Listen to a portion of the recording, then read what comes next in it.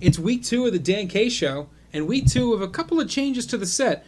But don't worry, folks. Though our set may change, our content is still just as good, and it's coming at you right now. Now. Before. Well, now. It happened when he said now. I tried to say it at the same time. Now.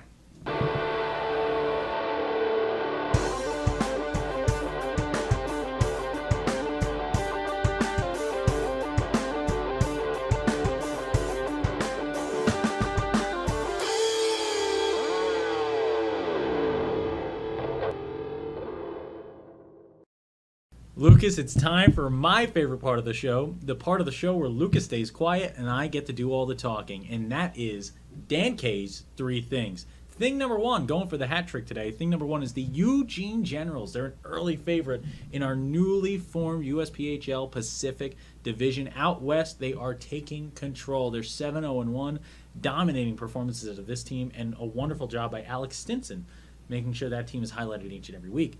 Thing number 2, you got my man Jason McCrimmon. He is big trouble out there when he was on the ice, and now he's big trouble as a coach, making things happen in the USP3 Midwest. 5-2-1, an early strong start. The Motor City Hawks motoring towards a possible title shot this year in the Midwest. Finally, number 3, everything is coming up Schwarz, and that's John Schwarz, who Lucas and I have grown pretty fond of. This man owns 3 teams. Right?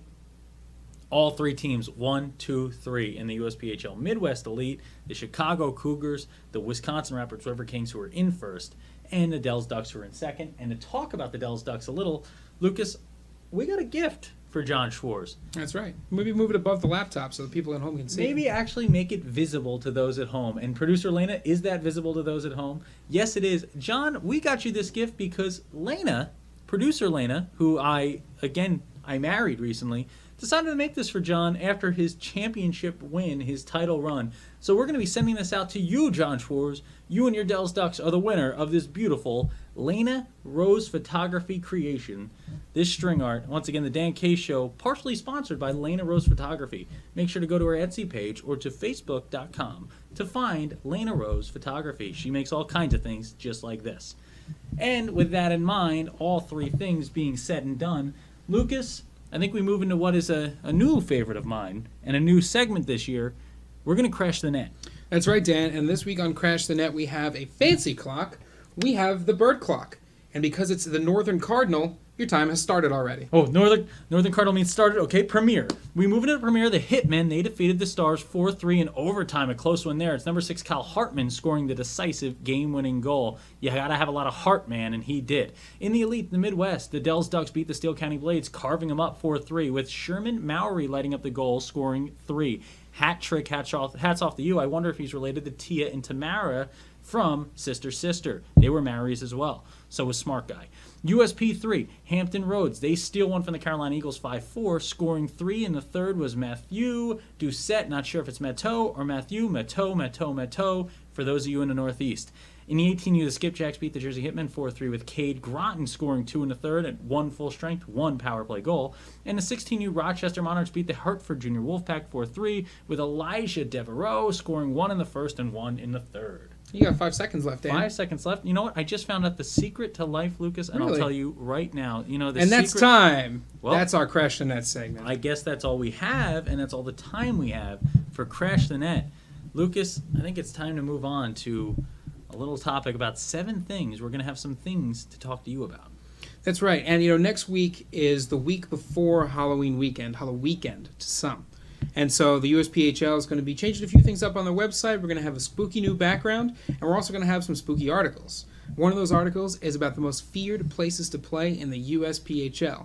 Dan, you're a little bit of an expert on the subject. I am. Last year I wrote this article, Lucas, and I put some teams on there that were scary to be in. And I've been in a lot of these venues now doing the Dan K Show, and the one that topped my list was the Flyer Skate Zone. And last year you had Coach Jared Beach, who still is the scariest coach in my mind in this league. Although I met Jason McCrimmon out in Detroit, and he is a scary, menacing figure as well because he was out in the ice, and you know what he did, Lucas? He bruised. He hit hard, and he scored goals, and he did everything he had to do. He had a great career out there. Jason McCrimmon, great man, but also I'd never want to get on the ice with him. Jared Beach, wouldn't want to be on the ice with him either. But there's some home ice this year that I think takes my top spot. And that is the Extreme Ice Center. And that is where the Charlotte Rush are playing. And they have been rushing to victories this year. And leading the way is coach and general manager Ryan Crothers, who had a great playing career himself, similar to Jason McCrimmon and Jared Beach. And he has put together a winning team out there, both at the USP3 and Elite. You don't want to play in the Extreme Ice Center's ice right now. You don't want to be there. That's a scary place to play. Well, I mean, you make a lot of good points there, Dan, but I'm going to have to go with the Ice Vault Arena, the Ice Vault for short, in New Jersey. A couple of reasons for that. New Jersey, scariest state in the union. We got scary roads. We got scary bridges because they're mostly falling apart. We also have the Italian Mafia. Very, very scary. We also live here. Also, yeah, we live here, so half of us is scary. I'll leave that up to you to guess which one that is. Also, the Ice Vault. What does a vault do? Keeps things secure. Once you're inside the vault, you're not leaving. And once you do get inside the vault, which team is there to greet you? The Jersey Hitmen. Jersey Hitmen have won a few championships. A few, right? We carry the one. Well, they've won a few championships. Let's just say they have more rings than I do. That's a good point, Dan. Thankfully, I suppose. Yeah, thankfully. But that's why I'm going to have to go with the Ice Vault Arena. Scary place, scary team, scary name. And you know what's the scariest part of this team this year? It is a man who is for real, man, and that is Josh Creelman between the pipes for them. This is a goaltender who was a title winner last year who led the way. When things went wrong offensively for the Hitmen, he took over. And that's something he's going to look to do again this year. And I think with Creelman between the pipes, this team can go anywhere. And I think it's another title winner this year for Toby Harris, Jim Hunt, and the Jersey Hitmen. So have fun playing in that arena. Lucas, you may have fun playing in those arenas or you may not, but you're definitely not going to have fun playing against these next two USPHL alumni that we're going to be talking about in our next segment. Before we start this next segment, I have to report a uniform violation. Dan, you know as well as I do, there's no hats allowed on the show. And you know you have a mustache already, right? I have a mustache already? Yeah. My wish came true. Get rid of that stuff. You know what, Lucas? Let's move on. Now that my wish came true and I've grown a mustache like a real boy, what we want to talk about are two guys that are real athletes at the NHL level. You've got Jimmy Vesey. You've got Jack Eichel. Lucas, what do these two have in common?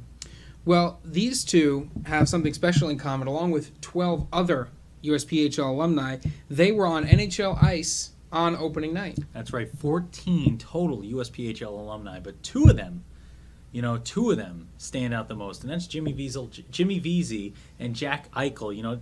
But think about how good Jimmy Vesey would be if you put together Jack Eichel, Jimmy Vesey.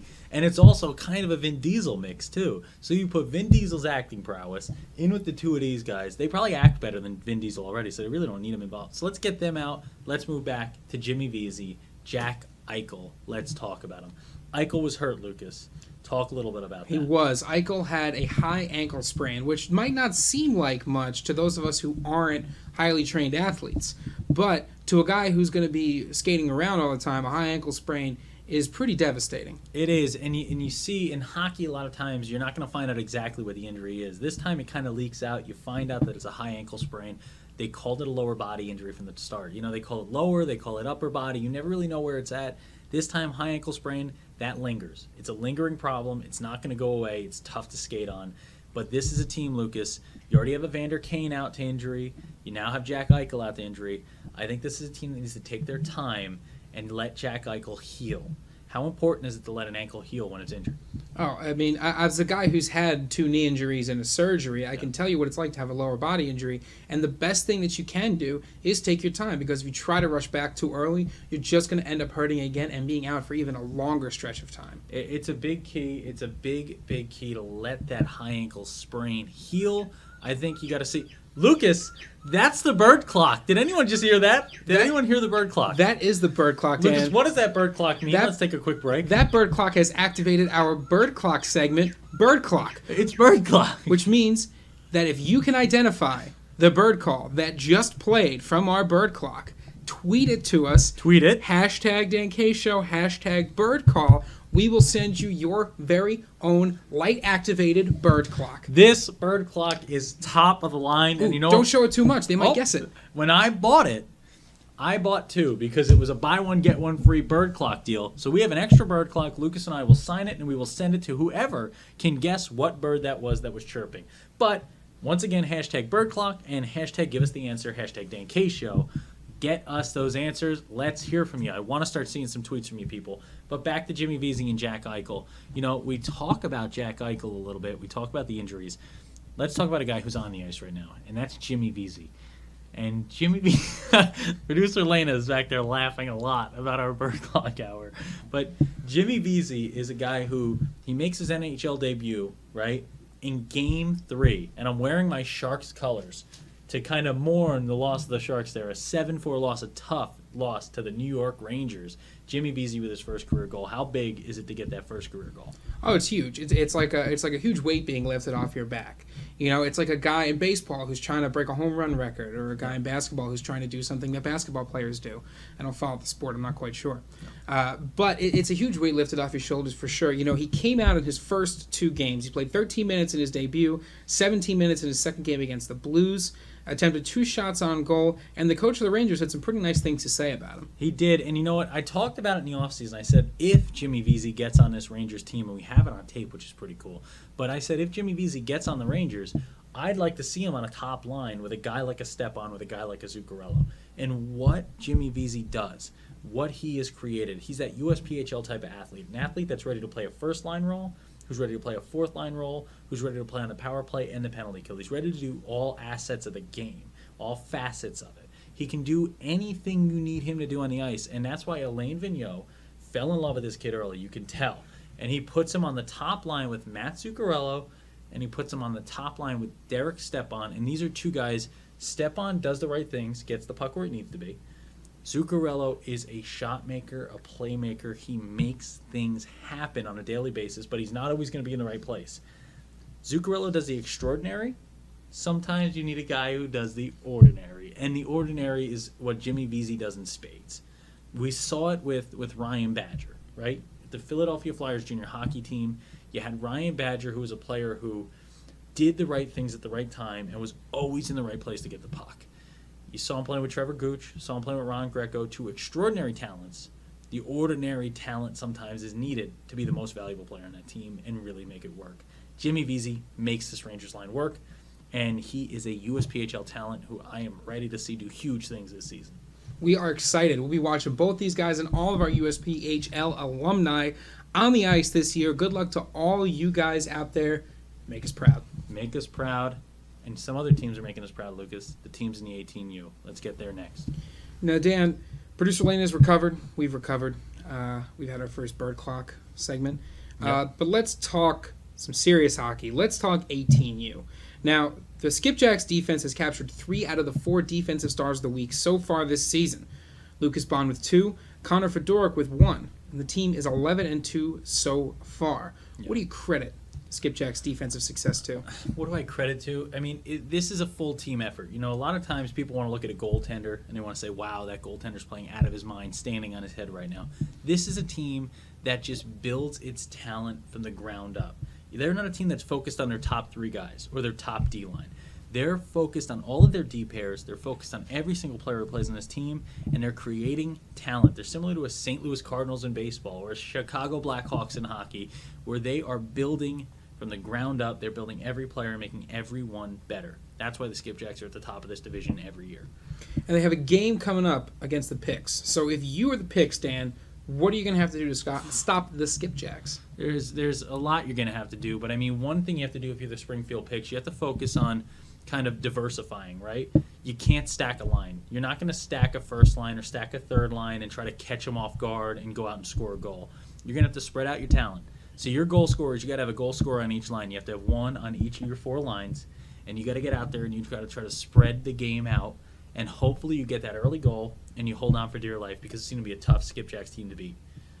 Now, speaking of a defensive effort, we do have our Dan K matchup of the week, which is, of course, the Junior Bruins and the South Shore Kings in the 18U division. And this is a game I can't wait to watch. It's a Bruins team that at the beginning of the year I picked to win the title. As much as I always tell you, never pick against the Hitmen. You don't pick against the team that just won it. They have to prove why they shouldn't be picked. The Hitmen haven't proved that yet, but the Bruins have proved that they're up there in the title contention. one guy leading the way. My key to the game for the Kings to try to grab a win today in this weekend's game is going to be stopping the man that is so good that they named an entire city after him, and that's Mr. Dallas Farrell.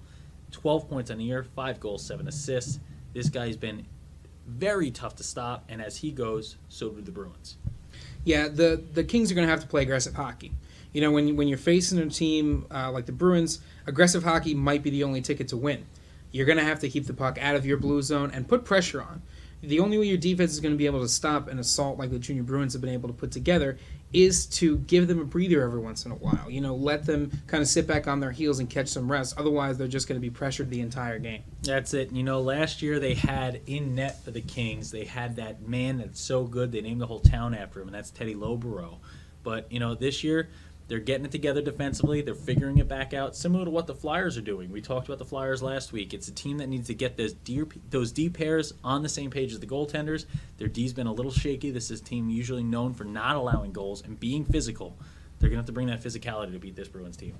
Absolutely. And now let's move down a little bit to the 16U and 16U futures. We have some good matchups, some cool stuff happening down there. In the 16U, the Rochester Monarchs and IHC are tied for first in the North, and the Skipjacks are running away in the South, Dan, but that's only because they have played a significantly larger amount of games than the rest of the league, so don't count the rest of that division out. You can't count anyone out. It's too early in the year, Lucas, and you're going to have a lot of games to play, and we talk about the importance a lot of the games that are head-to-head.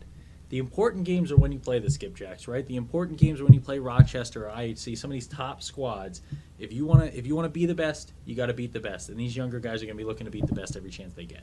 Exactly. And going back into younger guys now, we've got the 16U futures. We got the Jersey Boys on top. Whalers 9-1, Hitmen 7-1. Both teams putting up some stellar offensive and defensive shows this year. And you want to talk about real Jersey, right? A couple kids named the Franzoni brothers. You know those Franzoni brothers. They're Mike and Matt Franzoni. They got 14 goals each. You know what I mean? And that's what they do. They eat their raviolis, and they get out there and they score goals. And that's what Jersey boys do.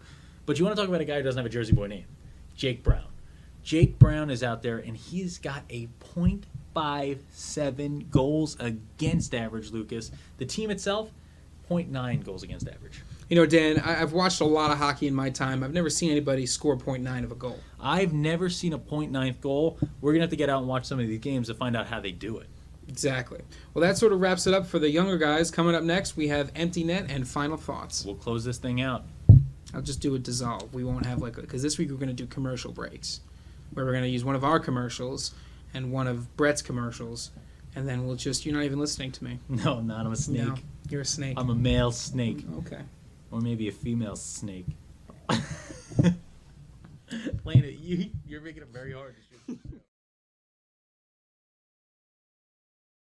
Lucas, it's time for the empty net. And no, that hippo means that we're going to talk about one of the first tweets we received this year, and that tweet is from the Eugene Generals, who we talked about at the Open, so why not close with them? This is a team that they're saying they are less than a month away from the franchise's first ever USPHL Showcase Series event. They're going to be at the IHC Showcase in Massachusetts. Who else is going to be there, Lucas? Is it going to be us? We're going to be at the showcase. Check my calendar. Hold on. Let me check. Yeah, no, that's going to be us. We're going to be there. It's going to be Lucas and I at the Islanders Showcase along with the Eugene Generals. Lucas, that's pretty exciting, but more exciting is a story that you have. Lucas's final thoughts coming right at you. That's true. You know, we're going to go ahead and throw another new segment at you. It's called My Final Thoughts. It's where I get to talk for a few seconds to maybe a minute without this guy sort of interrupting me. And this week I want to talk about something that's pretty near and dear to my heart. The Florida Eels, Frank Scarpacci, have partnered with Sylvan Learning Center to provide SAT and ACT prep for the kids on their teams. And as a tutor who tutors SAT, ACT, and a number of other subjects for high school and middle school students, I can speak firsthand, Dan, about how important tutoring can be to help kids get to the next level. Because I think in the USPHL, the next level isn't just playing college hockey. It's exceeding and excelling in college academics as well. Yep. And in order to get there, you know, a little help goes a long way. And with the partnership at Sylvan Learning Center, the help these kids are going to get is really going to help them excel academically, and the Florida Eels organization and the USPHL will help them excel on the ice. Frank Scarpacci is always excelling on and off the ice here. He's always excelling as a coach and as a team leader. You always see great things from the Florida Eels. Yet another great moment for the Florida Eels organization down in Florida. Keep it up, Coach Scarpacci, and keep it up, Florida Eels.